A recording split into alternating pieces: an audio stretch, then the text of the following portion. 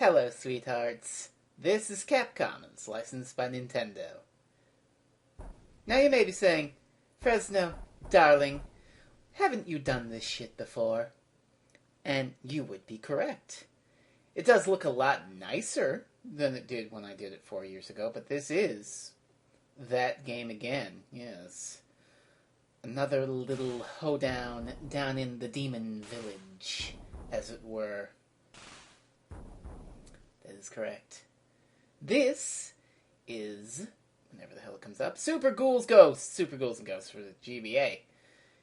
Yeah, so we've got a bunch of modes here. Original mode is the same SNES game from 1991 that I played like 4 years ago.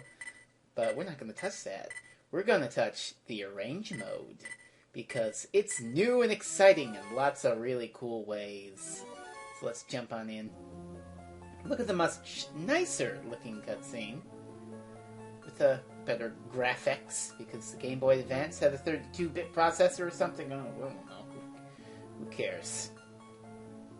Anyway, this is the same basic intro you've seen. The princess is going to get kidnapped by Satan, who you never fight in Super Ghouls and Ghosts. They only use that sprite for this thing. I don't know. Whatever.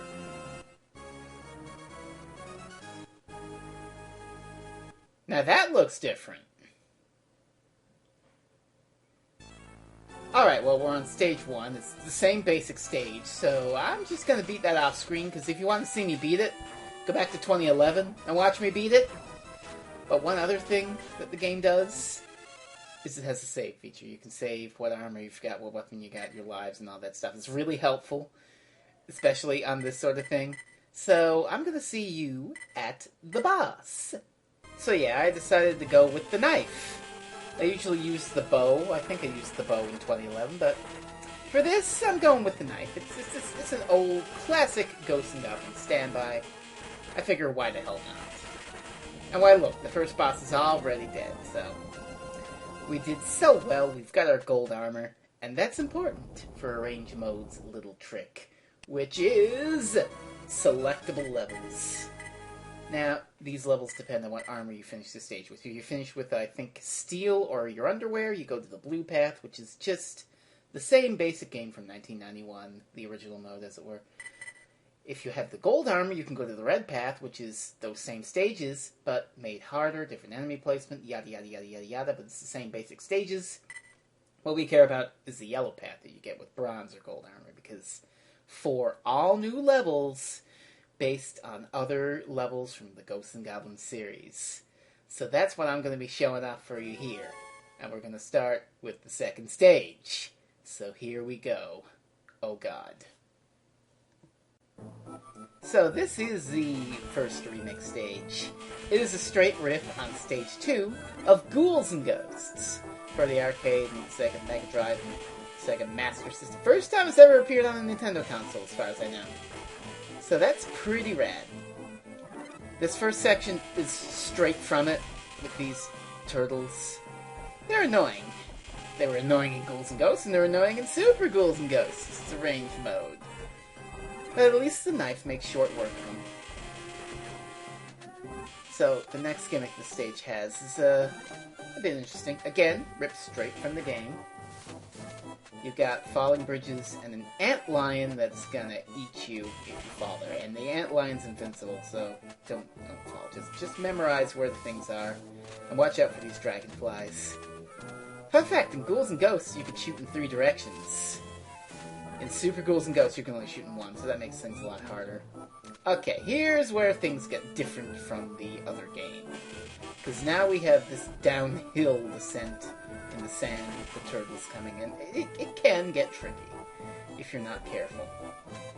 And that jump is a lot trickier than before. Now, in the Genesis original, the stage caught on fire, but instead we have a bunch of windmills that are on fire, and little devil imps spawning. So you just gotta be careful. I should have moved, now I gotta wait this out. But that's okay, we got plenty of time on the timer. It's all fine. It's just fine, really. You just gotta be patient, and, well, you gotta kind of memorize where the little devils are gonna come from so you can shoot them with your knife. It's fine. But there's one thing that makes these arrange mode levels a little difficult. You see, you remember how I said that you need certain armors to get there? So I need gold or bronze armor to get there. Now, the problem with that is, I need armor. I need to finish the stage with armor. So I need to beat the bosses. And, well, I'm pretty much playing the stages as well. Perfect, without taking a hit. That gets difficult when you realize that the boss of this stage is a goddamn super red armor. Oh god, alive. So my strategy here is, charge up the magic, hit him from above since you can't shoot up in Super Ghouls and Ghosts, and, abuse the living shit out of the invincibility frames of casting magic. It's cheap, but it works. You've seen most of his attacks. He swoops, he shoots magic balls, he shoots fireballs, and then he does this. He spawns friggin' red armors. Holy shit. And I had to beat this guy without getting hit, so that was my ideal strategy. Just spam magic. That's it. Alright. So we did that. I could go on to the hard mode level, but that's boring. You saw that already. Let's go to another fire level. Oh boy. Why?